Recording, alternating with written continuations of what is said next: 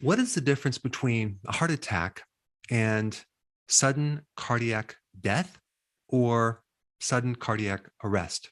Well, when you have sudden cardiac arrest or sudden cardiac death, you die right away. But when you have a heart attack, you may not die right away. It's usually involving an obstruction in the coronary artery that goes to the heart muscle itself. But with these other conditions, the electrical system of the heart just shuts down. And for the majority of the time, it's called idiopathic, which means they don't know what causes it.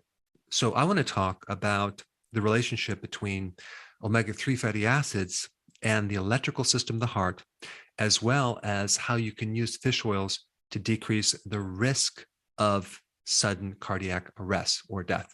So what is so special about these omega-3 fish oils that you keep hearing about over and over and over, and how do they help you as far as the heart function?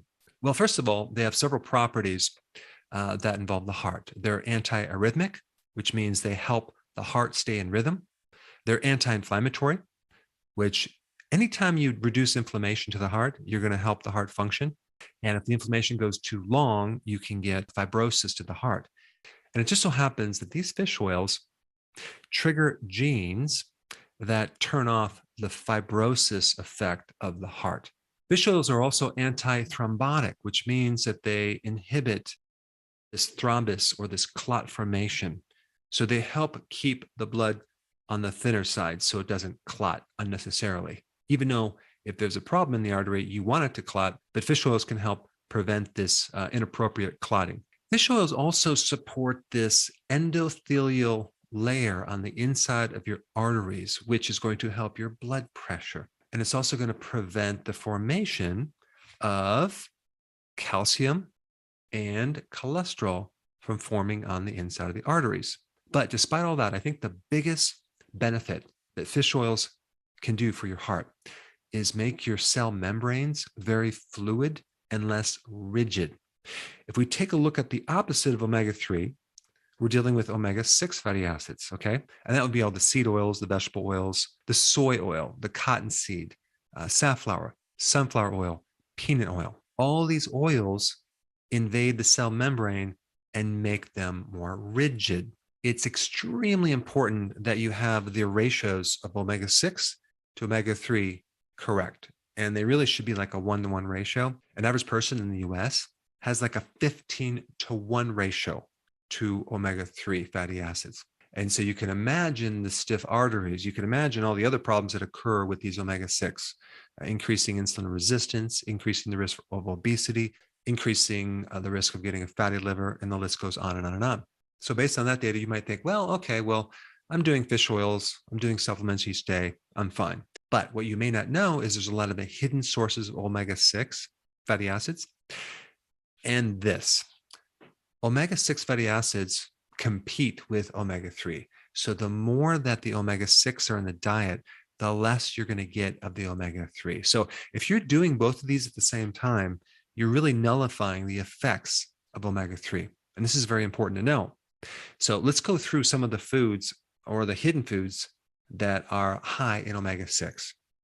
Well, you have all the animals that are fed grains, okay, like the commercial chicken eggs, grain-fed beef versus the grass-fed beef.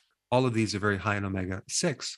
All the grains, the bread, the pasta, the cereal, the crackers, very high in omega-6. Most of the nuts are high in omega-6, except for walnuts do have a precursor to the omega-3 fatty acids. And then what about all the salad dressings? Try to find a salad dressing that does not have vegetable oil. You want to make your own out of extra virgin olive oil and vinaigrette. Then we have the condiments like mayonnaise. Okay, that's usually made out of soy oil. Try to find a mayonnaise that doesn't have omega-6 oils. What about hummus, right? You buy hummus to dip your cucumbers.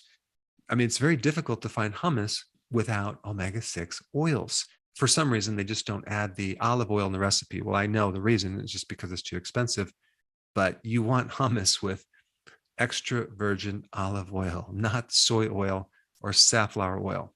Now, farm-raised fish does, by the way, have more omega-3 fatty acids than wild-caught fish. However, it also has 6 times higher omega-6 fatty acids then wild-caught fish. And then we have restaurant food. I mean, it's just loaded with omega-6 fatty acids and the oils, and fast food, especially, typical French fries, deep fried in all the omega-6 oils. So this is a very important video. If you don't know this information, start increasing, your fish oils. Cod liver oil is a little bit better because it not only has the omega-3 fatty acids, but it also has vitamin D and vitamin A, whereas fish oils don't. However, fish oils are still good. Make sure you include salmon or fatty fish, wild caught, in your diet on a regular basis. But more importantly, really start avoiding these omega-6 fats that seem to creep into our diet so often. And on top of that, it's fascinating to me how the so-called nutritional experts will tell you that you need to replace your saturated fats with the omega-6 when there's absolutely no evidence to show that that's going to improve your heart in any way, shape, or form. Now, if you haven't seen my video on cod liver oil, you should check that out. I put it up right here.